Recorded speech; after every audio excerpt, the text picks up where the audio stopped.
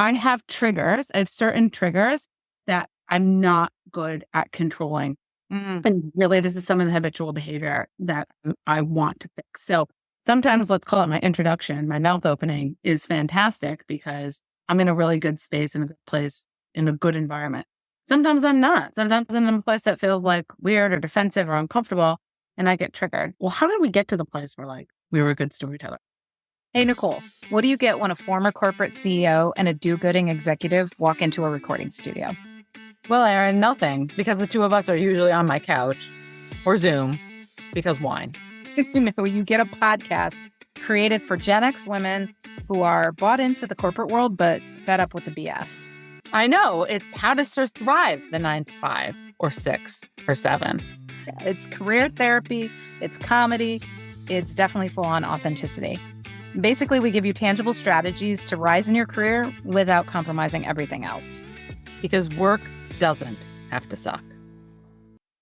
So this morning on my walk, I listened to a podcast. It was around book launches, but it was around manifestation and meditation and sort of the woo-woo side of things. And the woman was talking about a concept that's not new to us. You know, we've done this future diary exercise, which is when you write down a perfect day in your life a year from now, as if it already happened. And one of the things she was saying was, what's even better is when you can have a friend where you can just literally riff, like not just write this on paper or think it in your head, but you can call up and be like, did you see, oh my gosh, like we hit the New York Times bestselling list, and they just riff with you. And she's like, I have a friend that'll like do it for a year and a half.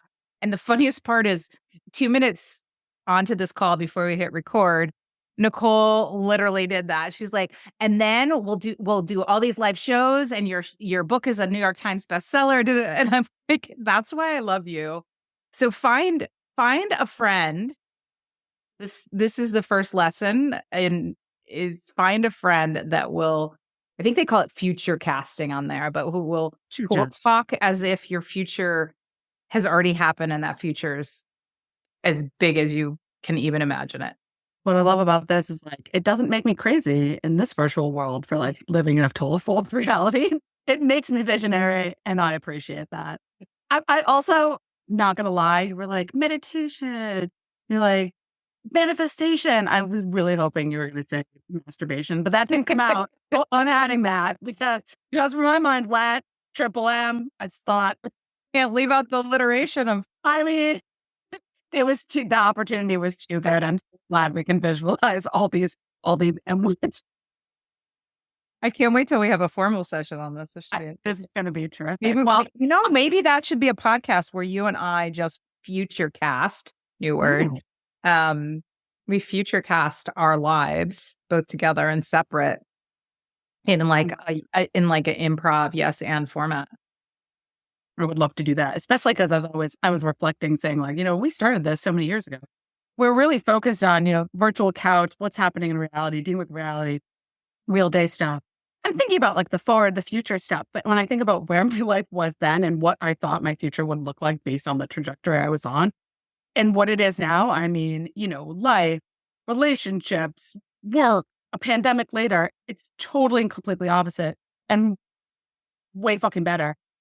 I mean, it's funny how, like that exercise probably, even though we did some version of it, if I had really embraced it and really embraced the belief that things could be different, because it comes with that.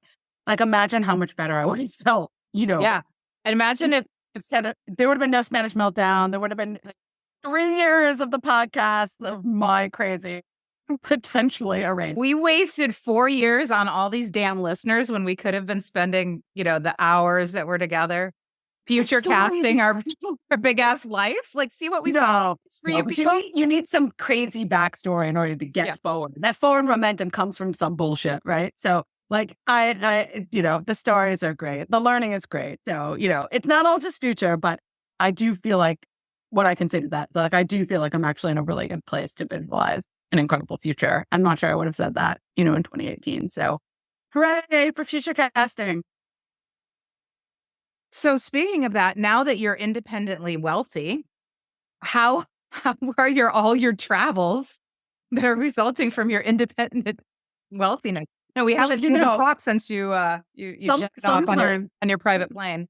people are like, when did Nicole get into wealthy? And I'm like, sometimes you just have to redefine success and priorities. I'm like, absolute dollar number hasn't changed. It's just how I'm spending the money. you know, um, you said something funny the other day, which is totally true, was it you or was it Sherry that said that your people are markedly more happy when you have a vacation Oh, plan? it was Jen actually. Oh, it I was think it was Jen. Jen, God, yeah, yeah. God, there's four of us and I can't even remember. But it's the truth. Like, ABP, always be planning. ABTV, always be planning vacation.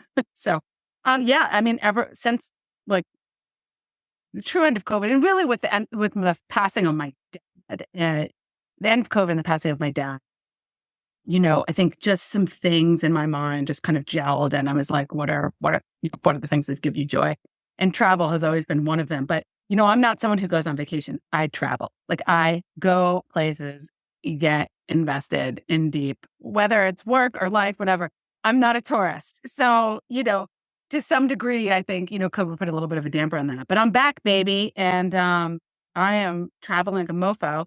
Yeah. And I'm really glad also that I have a job, a career that, allows me to do that. I never thought of time off that as a true benefit. I mean, I'm an HR person. I worked in HR. I understand the value of it. But in my mind, I never saw it as a benefit because I never really utilized it to the degree that I could. Well, now, let me tell you, I'm utilizing the shit of it. And it is not making my work life worse. It is making it better. Why is it? What's making it So much better? better. Like, don't glaze over that. We want to know. Oh my gosh. I think some of this quite a bit of this has to do with the culture of the team that I work with and the people that I work with. People are very invested in each other. Each other's having the space that they need to live their lives. People have complicated lives. They come to public service for many reasons. They have childcare issues, they have health issues, whatever. People are very invested in that. And ensuring that when people step away, that they step away with purpose. And it was really my team said to me the first time, they're like, we heard a rumor that you're the kind of person who checks in on vacation all the time and you're always addicted and we are not going to respond to you. So they literally trained me the first time to, and this was the first trip was when we were going on a trip that my dad had Portugal. left to Portugal. Yes. And they were like, you need to meet your family. We are not responding to you. We have a plan in place. Like, we were fine before we met you, and we will be fine after, and we'll be fine during, and we'll save all the crap for you when you get back. Don't worry. And you know what? It went great. And then, in addition, when my boss got sick with stage 3 cancer a month after my starting, and he was gone, and it was like we weren't really in contact with him. We had to figure that out. And I realized, like, you can utilize the resources around you. There are ways to get by, and that time off is really something that is a collaborative effort. So if people that are investing in your time off and you're investing in their time off, you kind of pay it forward to each other. So it's really it's not an individual activity, I guess is what I'm saying. Like I stopped thinking of it being like, I have to take a break and leave. All this shit has to happen, but I still have to manage all these things. I can't extricate myself. On my team and in my group, we think of it very collaboratively. Like it's just part of what we do as a team. Right. I love it. And it's not it's not like your boss is the one that's like, these are people that are peers under you, whatever, right? It's not, that's what I love about the message. We always sit there and wait for like that permission and that you're being managed by the people. Well, you are smart enough to know, like, eye for an eye, right? Like you do it for you, but you're not expect the same. Also, it's amazing to see what people do in your absence, right? They leave things aside that are important. They figure things out. Sometimes things get screwed up. And it's really interesting to watch who steps up. You learn a lot about people on your team and those around you. It's such a good development opportunity too. And it's a good opportunity to learn to think about stuff for the feedback loop that is generally going to come for you and for others, right? You get to see where the gaps are. And like, it's this incredible opportunity to step away. Even when something really crummy happened to me, like really like the ultimate crummiest work thing that can happen, to me, like having to do with some legal issues. I, my team was like, the institution was like, it's okay. We're talking on Tuesday. We'll schedule some, next Tuesday. We'll see you and we'll talk about it then. And here's a game plan. And, we'll have everything in order by Friday and it should be fine. It's a big deal, sure, but don't worry about it. And we'll tackle it. I didn't have to chase anybody down. I didn't have to beg for information. It was just like, this is a Tuesday problem. See you then, used to an environment where it was like, we've got a potential possible hypothetical emergency on our hands that we want to, we want to go through all the potential horrible scenarios right this minute. So please get out a call in a different time zone while you're like vacationing, so we can run through all the scenarios that aren't going to happen. I just ran into something entirely different, which was like, and I mean, obviously, first of all, if there's no other reason of you taking this job over the last couple of years, like that alone, I think is so huge. I think the key question is if or when you move on to another environment that may not have that culture, are you going to be able to carry that torch and sort of light their torch around this same sort of PTO teamwork? I hope so. I hope this is like habitual learning, right? Habitual learning is really hard for me, but once in a while, I figured it, like biting my nails, like in COVID, not going crazy, right? Like instituted some things for habitual learning, right? I am not great at making habits. Like if this could be habitual learning, I think that would be super valuable. And it's so funny that you say like, being happy in this job. Several people have asked me around me whether I'm happy or not happy. And I have said this, I'm like, I'm 2 years into this job. 2 years in, I need like 3 things. I need like if 3 things are great, then it's great. I've got 3 important things. I've got a tremendous boss. I adore working for. I have flexibility, like real flexibility in terms of my time, schedule. And I'm honestly constantly learning. It is the hardest job I've ever had in terms of content knowledge. Those 3 things light me up. I've got them. Now, 3, 4 years in, I might need 4 or 5 things that really light me up. Yeah. Right.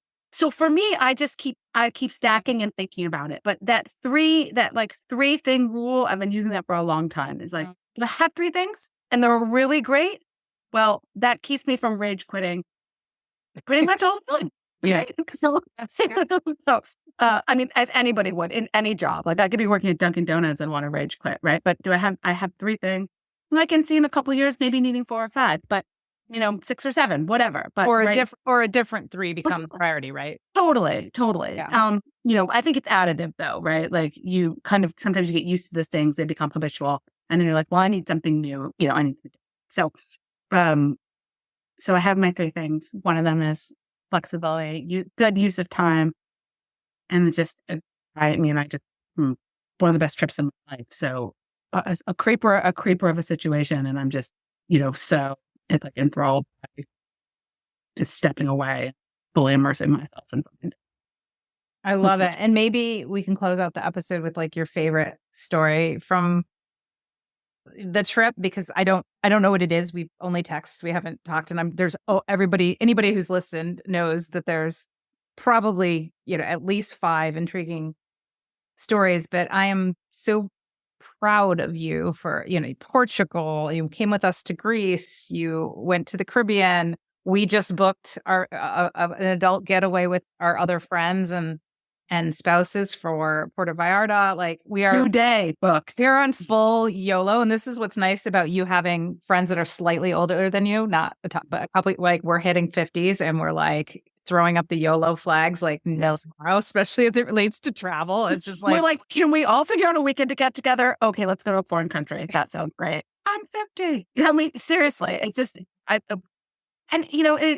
does sound a little fantastical. It sounds like, oh my God, it takes so much money. And the God's honest truth is that like I make far less money than I ever made, like I've made in the last 15 years, but I'm living better. Yeah. Just choices. Just choices. No more dog treadmills. I think you've been better about the random Amazon purchases. Oh, that unnecessary retail therapy. Because I don't have anywhere to put anything anymore, and then it becomes stressful. That's the other issue. And you don't have the time, and that's not the topic of tonight, but you have a Nope. side gig. You're doing modeling, and we haven't talked about that in a while. We'll talk about that some point. But you're Uh, now you're like 3 or 4 nights a week, which is a little bit of extra cash. I'm keep pushing yeah. more, but I also have to keeps say, you both off of Amazon. I have to say, this week, it was birthday. Like, I mean, it was Easter. I just got back from this trip. I was working.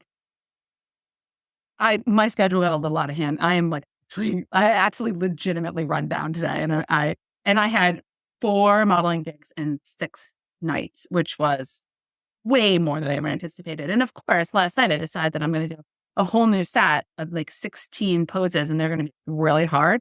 And because of course I would do that after the night before I had done one pose where I had stood for 3 hours, and I just was like, I mean, I'm proud of myself that I have like the strength to do this and the fortitude, but like there were moments where I was like, I instantly regret this. I was like, this is not entirely worth it. And I am ready to go home. It's an IG. Yeah. So but that has also, that has been a revelation to me, right? Like, because it's not just about the money. It's a whole separate, like, plane of existence. Where how I show up, where my talents are needed, the artistic engagement, the give and take between the community, there. And then I get to capture it and write about it on Instagram. So I'm really enjoying that. Kind of feels like a secret identity a little bit, but like not so secret. It's just that it's an alternate persona almost, right? Yeah. No, it totally is. It's Yeah. amazing. Yeah, we have to dig into it more.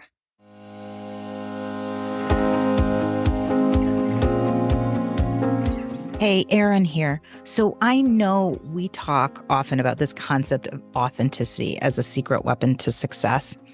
I swear to you, my authenticity was literally the number one thing that helped me become both the CEO of a 9-figure company at the age of 42, but also that helped me lead an insanely successful financial and cultural turnaround of that same company. But I get that authenticity as a secret weapon kind of sounds fluffy, like fluffy unicorn doo-doo that leaves you wondering, what do I actually wake up tomorrow and do differently without looking stupid or getting fired? This is exactly why I put together the Authenticity Playbook for you. It gives you 10 plays or really thought starters that are simple, actionable things that will help you up your career and leadership game. To get your free Authenticity Playbook, go to beauthenticinc.com/playbook. Again, that's beauthenticinc.com, just the letter B, authenticInc.com/playbook. Or to make it simple, just scroll down to the show notes and we've got you covered with a link there too. So while you're away, the team and I also cooked up a new experiment. So for our listeners, we're into experimenting. And part of this comes from, I think really HP challenged us, who's one of our Facebook group members. And when we had come up with the idea to do this Buck That, and we went, of course, and by we, I mean me, went hog wild because I love new ideas and new things, and like reinvented the podcast. And we're like, maybe it could be Buck That. And we tell just one story every time of somebody that bucked the norm and great things happened. And here's the good news. It was a great experiment. We're sort of going to half and half. I don't think we're going to move forward with just every episode being one story, but we are, going to keep the Buck That around. We may even do a rebrand, but we're slow because we have other things going on. We have to future cast the other great things that are. We have some other future casting to do first before we future cast the new podcast name. But I mean, I think too, just centering around, we'll probably ask this question to guests, but I think it will also be probably some nomenclature. I mean, you're already texting me like seeing the places where people bucked that. It's so fun. But anyway, we're gonna play with another thing because why not? Like shit can change, right? Let's see. And I don't know what it is. So like, listeners, like you're all surprised, like I am. Like I'm not prepared. I'm not entirely prepared either. So she's lying. I texted her. I gave her a 3-sentence text. You did? I didn't read it. I'm like, shit. Like I just opened my text and I'm like, oh, there it is. And then you can see I did not respond to that text. Okay, so she did, but I did not read text. Good to know. Our texts Let's are echo chamber. let's do this. So with the team, sort of kicked around Rachel and Katie, who are behind the scenes saviors who actually like keep Few stuff things. coming for us. Is we wanted to take listeners' questions. And this is something you and I, we've talked about this Yeah. before. Like this, we're really good about kicking around ideas. We're not so good about executing. So Rachel and Kate actually helped execute. And so we went out to our community and just said, do you have any questions that Erin or Nicole could answer? And then for those people that responded, we went back and said, that's a really great question. Would you mind sort of recording your question? And we're going to answer it. So we have a question today to answer. And There is a question. There's a question, and I'm going to play it now. Hi, Erin and Nicole. My name is Amy Scott, and my question is this. I am struggling with writing my story. I love how Erin put hers together. She didn't sound like she was bragging. She didn't pick something dumb to beat herself up over. And I'm just having trouble finding the balance of how to do this. Can you help? So first of all, it's not fair. I have context to probably what she's thinking of, but I actually want to hear your thoughts on this first.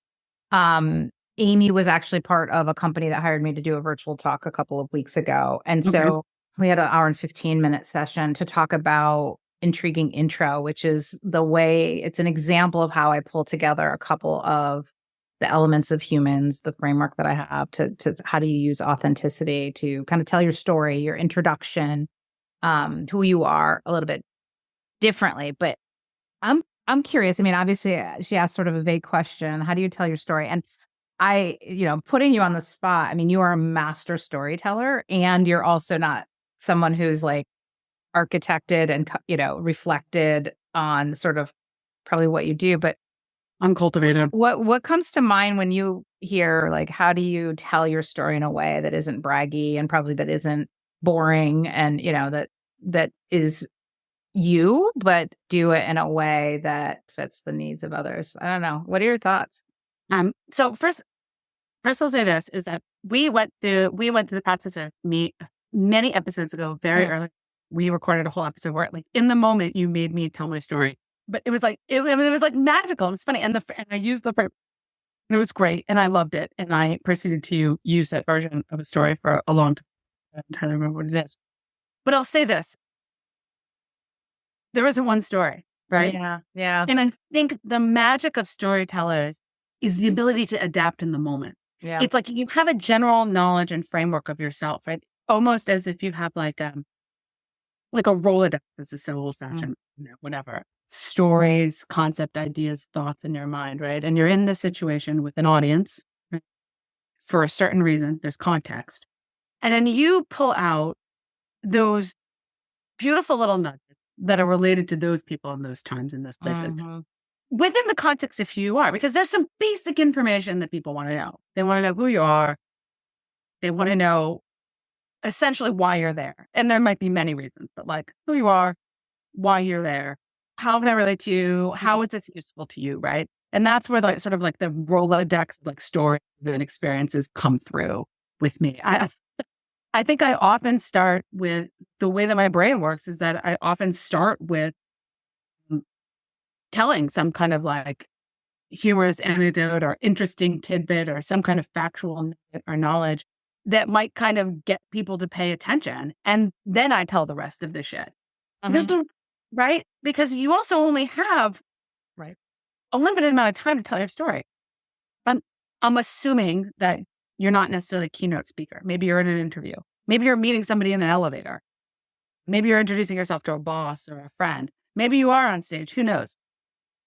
Unless it is a documentary film that is an autobiography, you got to last 30 seconds before people lose interest. Yeah.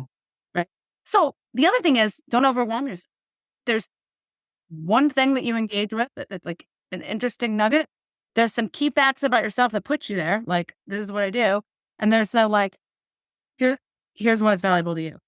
And because I'm going to be here, because I'm excited to, help you with your career, or I'm the the number one selling female rock star, like whatever. I mean, Taylor Swift's story would be different than mine, right? But there's so many reasons why you walk into a room. And think about the way that you introduce yourself to like your mother-in-law, like your boyfriend's mother, girlfriend's mother, right? Like you want to connect with them. You want them to you want them to trust you. You want them to feel like you should be in their freaking kitchen sleeping with their kid, right? How do you let that person know? Like that is like the hardest audience on earth. Like how do you let that audience know that it's, what the naughtiness that you're up to behind the scenes they should trust you with? Because essentially that's what you're saying to everybody you meet. Yeah. I'm a human in the world. Like you can trust me or not, but like I'm in this space. I occupy it. I'm here for a reason. And like I want to build a relationship with you. I always think of that, like who's the hardest person to have to connect? Yeah. And I visualize that person and really I really tailor myself to that audience. Like, oh, right, Adam. I think I love that. And I think you set the stage too. I'm just thinking of, on regular people's Easter last weekend, I went to our friend Meg's house and met her brother and sister-in-law. And I think about that moment just because it was a time where I had to introduce myself really quick, not in the business context, not using, whatever. Nobody gives a shit about like any of it. And I met her sister-in-law, and I think I always want to set the stage like, hey, this is going to be not a one-upper kind of afternoon. This is not going to be a pretentious, like so I brought over an appetizer because I got invited like the day before. I didn't even like go to the store. So I had like all these lobster pre-made dip in the closet with pita chips, right? So like when I put that down, I purposely was like, oh my God, my Aldi's appetizer, because actually both of them are from Aldi's. And one, I feel like, Ray, it's a connection point because nobody wants a bar raiser. But I also think I'm sort of like, I want to set the tone here. Like this is going to be like a laid back, authentic sort of afternoon conversation. And I feel like as soon as you purposely expose something like that, you didn't whip this up, you literally took it from a tub from Aldi's, and it was probably like $3.99 for the lobster. So who knows if it's actually lobster. And you know what that exudes? It exudes a measure of confidence. People want confidence. They don't care what you're saying. They want confidence. They want to know that she's not embarrassed. I think back to, and you might not remember, and I don't remember the details, but we've done this podcast for so long and been friends longer, but I think of a couple places. I mean, you're always telling stories, but a lot of times that's in the context of the podcast and stuff and not the story of Nicole. But two things come to mind, and I actually don't remember what you said, but I remember one, you did something, I think it was on the Green in New Haven for like an arts festival. And I remember you like had a plan something and then you went up and said something else. And then you've also emceed at least one or two events back in your old job where you got like tapped a week beforehand at most to like run the entire freaking event. Like anything that you remember from that you did to apply kind of what you were saying? Do you know what got me through? It's exactly what I said. Number one point, observation. Observation got me through. Mm-hmm. Looking at stuff around me and responding to it. Call it observational humor. It doesn't have to be humorous. It was observation. Like the power of observation. The fact that like when I was engaging with these audiences and why I'm good with it is because it's not about me. Yeah. Again, even the introduction about me is not about me. It's about all the people in the room that I'm offering something to or whatever. Both of those situations in the moment, it was not what was expected. Something went wrong, something went awry. Maybe the audience wasn't what I thought. Maybe my remarks weren't exactly right. Maybe the person I was working with wasn't exactly a fit, or maybe they were a great fit. It was just, there was something that was like, you simply could not prepare for it. In the moment, it was observation. Looked around me, I saw where I was, I connected with it. I tend to use humor. I would say that, and I think we both have predilection for that and we like humor. It works for us. It's who we are.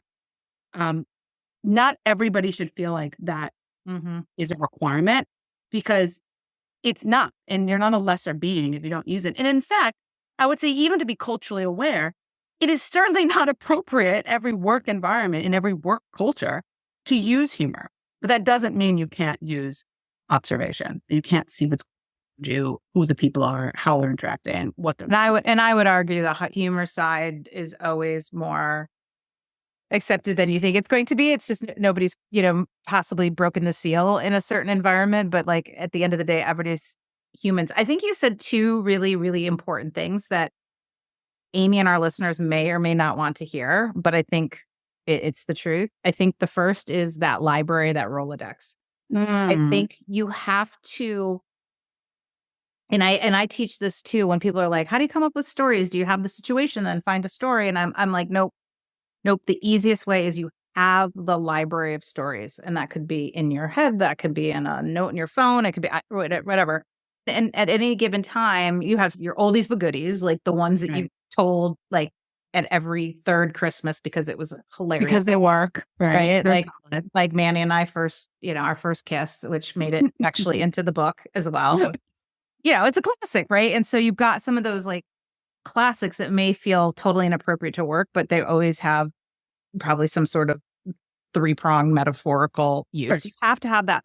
You have to have that library, and then you have the real-time ones, right? The real-time, which kind of gets to your second point, but that Rolodex of like, and I do this a lot when I'm driving, but now it's more in the moment, like whether my kid says something funny, I mess up at something, a situation that's complex.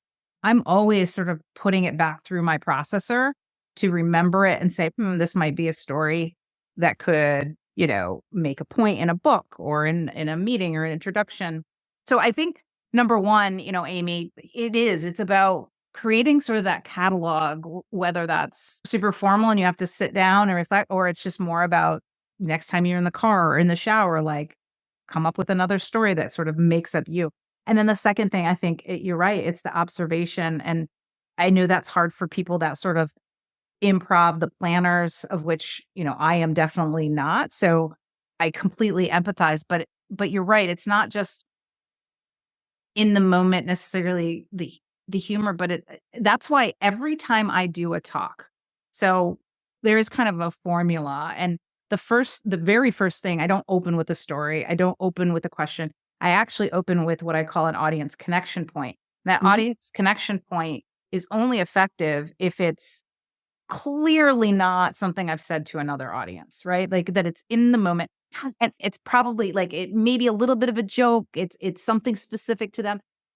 99% of the time, I probably don't use it because it's my fail-safe. And then something always within 10, 15 minutes of the meeting, of the talk, comes that's better. And you're right. It's because when I'm preparing for that, I'm not thinking about me and my performance or am I going to say the right things?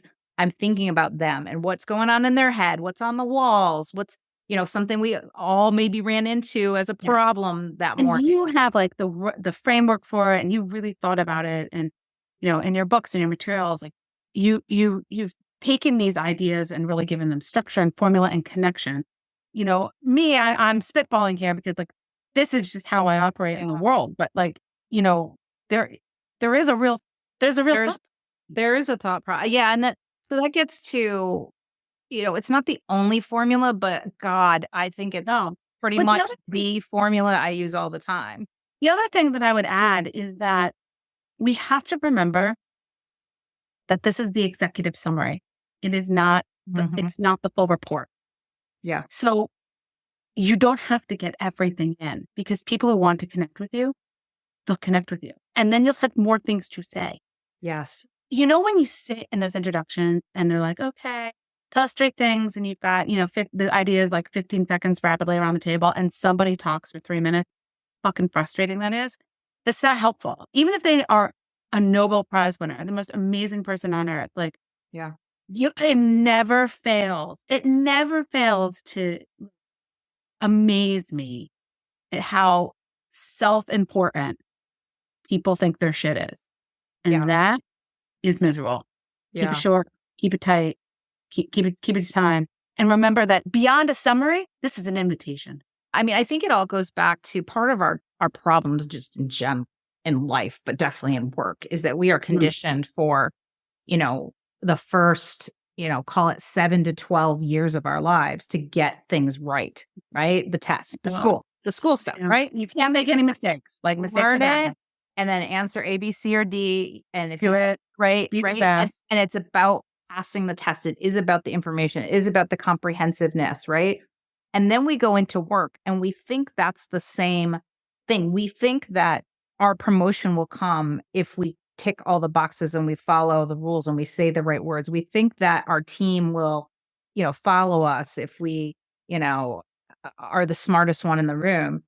And what we don't realize is it's literally school has anti-prepared us for the most part for work, because it is about trust. Like, you go into a meeting, if you have a meeting to report out on the status of some IT project and you think it's a test in the dashboard and here's all the levers, the reality is, especially if you have executives, there is only one goal. Keep, gain, don't lose their trust. Right. Like, you think it's all the things, and it's like, no, they came on for an hour just to say, can we trust Nicole and her team? And the path they're on with this IT project, or, fill in the blank. And it's the same. Yes. It's the same with the introductions. It is not about the substance. It's about the feeling. It's about the connection. It's about the trust. It's about the intrigue. It's about the, I want to learn more next time they talk. Yep. And you know what? I make mistakes with this sometimes, because I think, how do I tell my story? What Amy is really saying is, the first time I open my mouth in a room, how should that go? Right? That's essentially what we're saying here, right?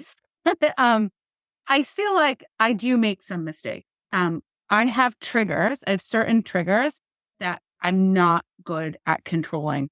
And really, this is some of the habitual behavior that I want to fix. So sometimes, let's call it my introduction, my mouth opening is fantastic because I'm in a really good space, in a good place, in a good environment. Sometimes I'm not. Sometimes I'm in a place that feels like weird or defensive or uncomfortable, and I get triggered. So, you have to also be really aware of your own triggers, right? If somebody in the room doesn't agree with you, there might be some politics going on. Like, being super aware of those triggers as you think about how you're presenting yourself in the room, very important. Again, I make this mistake often. My other issue that I need to work through, that I continue to work through, is that I'm a brainstormer. Like, I talk things out. I engage in every conversation like we're solving all the problems of the world, and we're going to have a deep brainstorm.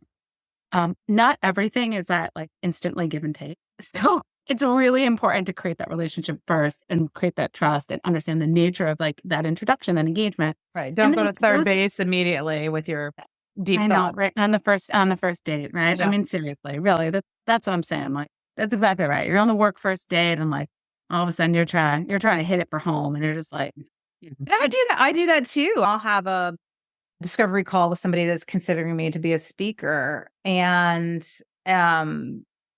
sometimes I'll feel like I want to, lay it all on the line, and I have to catch my own self and say no. And one of the things I've learned is just like knowing where they're at. Some people that are asking me to speak have been through my videos, they've been through my website, they know every, sort of my story, and others just got a referral or something and coming in cold. Like, where are you? So I can understand, one, like, if they've been in all my shit, then like, let's fast forward to like, what are the questions and things like that. So, you're not the only one. I find myself, and part of it, my trigger is I'm so excited, and not to get work, because usually that excitement, the ones I do the worst on are the ones where I'm like, holy shit, they need to hire me. Because I know I have information, I have experience. I know that like, if they hire me, it's going to be fucking fantastic, because it's like the perfect fit. It's the type of company, their angle. Exactly. And I'm like a little kid who can't slow down and understand they aren't there yet because they don't have the information I have. So like, yeah, we all have our triggers. That's one of my triggers. Like, the better fit it is, like, I have to like pull myself back and be like, slow your roll. Don't go to third, Yep. And I sometimes I catch myself doing this less, but still, and like, I have a tendency to almost overly trust people. I'm like, they got my introduction. They know me. Like, they know how I, whatever. One of the things that I did recently that was really helpful was I was put on a team of people who work cross-functionally across the organization. We all have very different roles, and we all have extremely different experiences. We had to do something very, very technical, and it was complicated, and there had been some issues with staff on the team before. So this is one of those positions that felt like, wow, this is an amazing opportunity and an honor, but is it also possible a punishment? I'm not sure, right? So, very difficult situation. And when we were doing our meeting, I wasn't leading the meeting, but I was a senior person in the meeting. And we were going through and everyone was doing their introductions. And I raised my hand and said, well, how about I start? And because I sensed this sort of past disconnect on the team and that there was just clearly some communication issues, I started with explaining a little bit about how I think. I just said, really happy to be here. The thing I'm most excited about being here is that I've never worked on this topic before and I've never gotten to work with all of you before. Let me talk a little bit about the way that I operate, communicate, and think, because that might help us all communicate better better in the future. And it may be, because I'm from a different part of the organization, it may be very different than the way you operate. And my senior counterpart said to me afterward, he said, I wish we had done that years ago. He said, I think some of the staff that we had to let go, it might have actually changed the relationship with those staff, because if we had simply just put it out there earlier, that we all think very differently. I mean, this team, you could tell, was extremely neurodiverse, totally different personalities. And I had some assumptions about some of this staff, like how they worked and operated. And it was totally different than the way that they told me how they think and operate. So I started a relationship with them that was all through an introduction, right? And I love that too, because it wasn't about you, like, here's my resume about you. It was more of like, I wasn't the need. Open about how, things were going to be. Hey, it's Erin. Look, I'm not sure if you're a book kind of person, but if you are, and you're looking for a self-development-y type book that isn't stuffy and snoozy, I sincerely think you'd love my book, You Do You-ish. I tossed aside the standard BS most nonfiction books dish up, and instead, I give you real, sometimes tough love coaching on how to think about getting the career you deserve without working harder. It'll reframe how you think about the concept of authenticity in the workplace. It'll be sure that you hear and rewrite your sucky songs, and walk you through my humans framework, the 6 principles of strategic authenticity. Since it's been rolling now for over 2 years, and it has over 130 Amazon reviews and a 4.9 rating, I can say with complete sincerity, I really think you'd love it. You can buy a copy by searching You Do You-ish on Amazon, or head to the show notes for a direct link.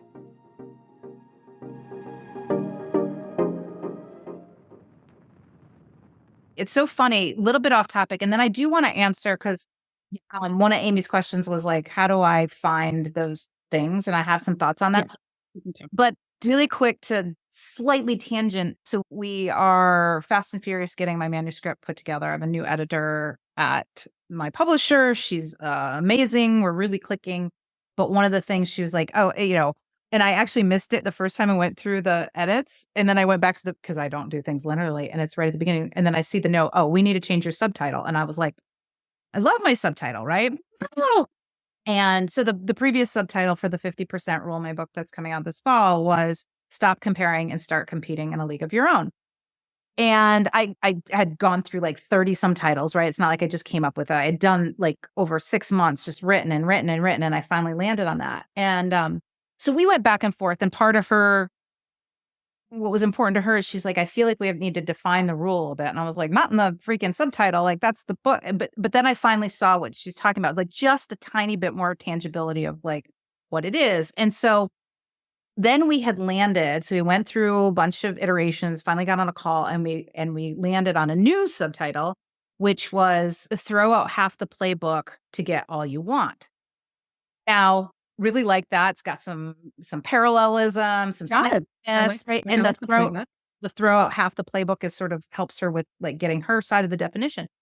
Well, then, so we decided on it. So we thought, and then I had our team meeting with Rachel and Kate. And now Rachel and Kate are freelancers with me. They are not full-time employees, right? They have other jobs, but I consider them completely my team members, right? As far as I'm concerned, they're all mine. They're amazing. And so we got on the call on Wednesday, and Kate actually runs the meetings, which is awesome because I'm so sick of running things, right? And then she's like, well, book. And I've been doing this before. I don't need to do this anymore. And I said, oh, yeah, I do have an update. I gave her a few other updates, but I said, we changed the subtitle. Mm. Here's what it is. And she was like, She goes, I like the old one better. And I'm like, oh, I kind of did too. Right. And so we got talking about it. And then Rachel piped in, like, they both didn't really like the all you want because it's a little nebulous. It's a little like have it all. It's a little, this isn't a self-helpy woo woo book. I mean, it's self-development but it's also like innovative book. And so anyway, so she, not only did she voice that she didn't like it and then it opened up what, Rachel didn't like about it and she riffed. And then we kept that conversation open. And finally, Kate says, well, what if we merge the two and say, throw out half the playbook to compete in a league of your own? So we keep, because she said that really resonates. Oh, playbook, compete. Oh my gosh, that's great. Right. And I loved the compete in your league of your own because it is a little more tangible, right? Like that's what you get out of it, not just all you want. I love your sports ball. And I love my sports ball. And there's definitely some sports stories in there. And so on my walk this morning, and so I sent it back to my editor, to Susie, and she's like, I love it. So like, that's it. Okay. So we landed on it. We 50% rolled the title. But when I was walking, I realized that, look, I am not the best leader. I don't run my team meetings because I'm not that organized. Kate does it. I half the time forget to tell them like I'm gonna be traveling or like I'm a little scatterbrained, right? Like I talk too much sometimes. I don't always ask the right questions. Like all those things that are in like chapter 1 through 10 of like Leadership 101, I probably get a failing grade or C on a lot of them. But You get a 10, it's just a 5 plus a 5. But here's the thing.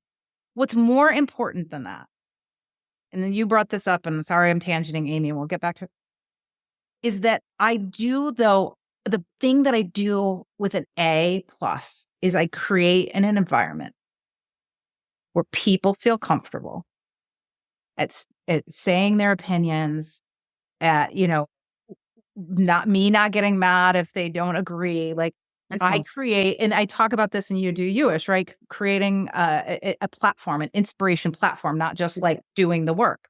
You're not a micromanager. Well, yeah, I'm not a it's not, but it's more than that. And so anyway, when you said how you opened that meeting, I want people to hear this, Amy and others, like, again, a little bit off the story, but what you do as a leader, there are like all these things that you think you should do in the team meetings and the agendas and the PTO approvals and the scorecards and the having the conversations. But creating an environment like you did in that meeting, like I have done with our team, and part of it is they are also not, bobblehead people. Right. You don't get excellence without that. We wouldn't have, for example, come up with the subtitle that is, I think, the perfect right subtitle if we didn't have that environment. You want to pin. I also wanted to add on to what you were saying about some of this, the humor in the introductions and talking about yourself. I think we have a tendency to feel the need to be self-deprecating. And I've really rethought self-deprecation because I'm a master at it. It's a form of humor. It's a form of engagement. And I've reshaped it a little bit to maybe a more authentic form of vulnerability. It's like, what's the thing that I think can fuck me most? And then I'm going to talk about it. So like, that's why. What I call it humility. I call it a humility moment. Right? Okay. Right? So you don't have to be down on yourself. You don't have to it could be you fucked up something and you were the worst communicator on the team. You can simply say like, this is something I think could be important for this group for a lot of reasons. Insert funny anecdote there or not. Or I don't know what I'm, I don't know, know what I'm talking about on it. I didn't want to say like, I know that like 8 people have left this team or that like, this is, you guys have had trouble in the past or whatever. And like that was unnecessary. Right. But I approached it with some vulnerability, not self-deprecation nor did I point figure than anybody. But, I think that was one of my the vulnerability, the humility moment. And again, we'll have in the show notes when we talk, the episode, go back and listen to the intriguing intro exercise because I wanted to give Amy a few answers too and some thought starters. the basic concept of an intriguing intro is that you mix. It's really a 50% rule. Actually, I talk about that in the book. It's like half, use a humility moment, which is that thing that it could be self-deprecation. It could just be something you screwed up on. It could be just that you went to Aldi's to get, the appetizer dip, and you combine that with a big brag. And so what's so beautiful about that is when you use a humility moment, then you get the trust and connection. As soon as you tell somebody something they don't expect you to tell, you start out with something that's maybe a little more negative. They're like, well, they're probably not hiding things, because why in the hell would, Nicole tell me about her, inability to whatever. Mm-hmm. But you can't just leave it at that. Then when you take it in from there and you move it, you combine it, you mash it together with your badassery, right? Like, but then I also turned things around. I've, built this organization from 2 to 30 people or whatever that thing is. And then what's in it for them. So that whole formula is in that prior episode. But I think one of the things Amy's probably struggling with is, how do I come up with that thing? Now, first of all, you said something very important at the beginning. It isn't necessarily just one thing. Like for example, I use the failed actuary thing quite often in talks, but that's my more prepared thing. I use humility moments all the time, right? The Aldi's thing, I just slipped on the front porch thing. So the catalog, it's not just one thing. So some things to think about when you're like, what is that thing to grab attention, that humility moment? Here are like 5 sort of ideas. One, what happened before a turning point in your life? Like where look for those inflection points. Those can be really, because again, you're ultimately going to sort of turn this into like what's in it for them and trying to understand who you are. So was there an inflection point where you screwed up on a project, where you got fired from a job, when you changed careers because you were terrible at, engineering or whatever? The second thought starter would be, what thing did you mess up on that taught you the most? So kind of similar, but maybe not an inflection point, but like, what's the thing, you messed up a lot, but, I always point to like the time when I was really crappy at running this big international RFP project. I like totally screwed it up, and I learned so much from that. The third thought starter would be, what fault of yours is embarrassing, but it's actually kind of indicative of who you are. So maybe it's not something you've even corrected. It's just like, just know if you work with me, like, you're always going to have to keep me on point with PTO, because I'm terrible at like being that person that grabs, the BlackBerry as it used to be. Right. And just saying like, that doesn't mean I'm completely over it, but and you could tell something, you could tell a funny story. I'm sure you've got a million where you were like multitasking on vacation and screwed up a meeting or screwed up a dinner date, or right? Like in the wrong time zone, freaked out on people. Number 4, what flaw would be most surprising given what you do for work? So one of the ones I remember from all the intriguing intros I've done is somebody that was, I think, CHRO. She was definitely a senior level HR person. And when we were crafting her intriguing intro and she offered up like she was like, I hate people. And it was sort of like, I think that's a strength or an HR person. No, I'm just kidding. Right. And so you're like, wait, and it's like, you want to learn more. And obviously there was more to that story. It's kind of like my first chapter in You Do You-ish. I say, I hate books, right? Like, I love that. Oh my gosh. I'd have to remember that one. Yeah. So you work for the government, you work in I hate the government. energy. Like, one thing you know about me is my energy sucks, even though, whatever it is. Right. So what would be surprising? And then the fifth one is actually a little bit different. You can also reverse engineer. So you might be stronger at saying like the point that you want to make. So let's say it's in an interview and the point you want to make is that you're the kind of person that loves starting from scratch and a blank piece of paper and you can do whatever it takes. Or you're the kind of person that can be relied on to, do the thing that nobody wants to do, whatever that like strength is. And then reverse engineer from that. What point you're trying to make, but then what's the story that's maybe a little bit funny or was a turning point so that you could tell, so that's easier to say. And I tell you this because, if you work with me, I'm actually the person to do whatever it takes, So I think those are brilliant. I wanted to add one more thing to them because I was thinking about, well, how did we get to the place where like we were a good storyteller? I mean, as you know, like I'm neurodiverse. Like this did not come naturally to me early on. I think the challenge is even when you have this stuff inside you and you've thought about it, like, how do you get it to come out in a way that's natural? Because I think the delivery of this and the engagement of it can be one of the barriers. And all I can say to that, you can practice. Like, put yourself in a room with people in a place where you are not comfortable and go figure out how to talk to people. Go figure out how to get conversation out of people that you would never talk to. I don't care if you go sit at a bar and talk to someone. I put myself in uncomfortable situations by myself all the time. I'm a master of it, right? Because I have figured out how to talk to people. I have figured out how to ask them questions, engage them. I don't care if they're like a MAGA supporter or a space alien. Like, I will find something to talk to you about. I don't care if it's pizza or nuclear weapons or like shoe size. Like, we are humans. We'll find something to engage on. Go practice awkward conversation.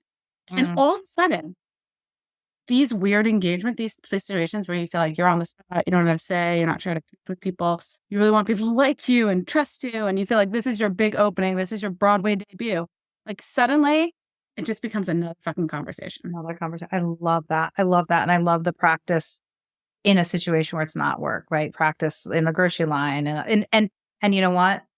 Yeah, we'll need that. We need more people having conversations and connections with strangers, because that got so lost over the last 5 years. So I love that. I will just say to our listeners, well, first of all, Amy, thank you for your question. We hope there was some help there.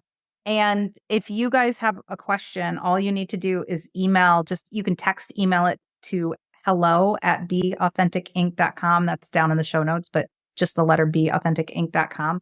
And if we understand it and we think it's good for the show, we'll just come back to you and help you with the process to record it. If we have more questions, we might ask you some clarifying questions, but we'd love to hear your questions so that we can hopefully help you move forward. I hope this was helpful. Talk to you guys later. See you, Nicole.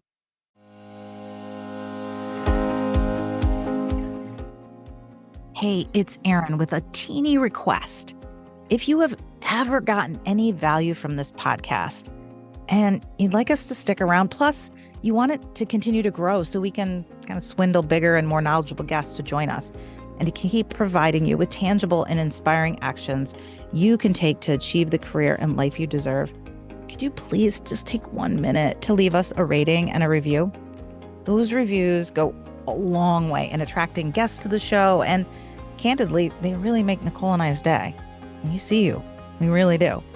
So when you have the time and inspiration, we'd love to see a rating and review from you. Thank you.